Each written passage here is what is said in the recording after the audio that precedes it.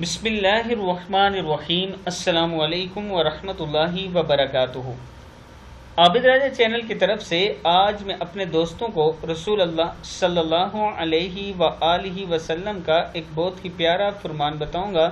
اس سے پہلے میں اپنے تمام دوستوں سے گزارش کروں گا کہ اس ویڈیو کو آپ نے آگے ضرور شیئر کرنا ہے۔ تو شروع کرتے ہیں۔ بسم اللہ الرحمن الرحیم۔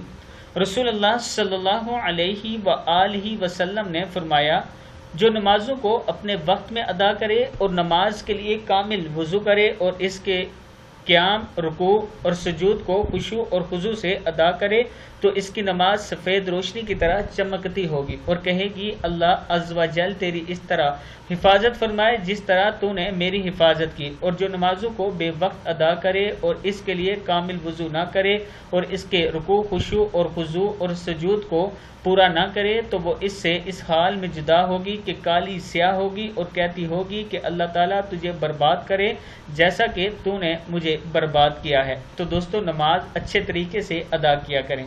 اس ویڈیو کو آپ دوستوں نے آگے ضرور شیئر کرنا ہے۔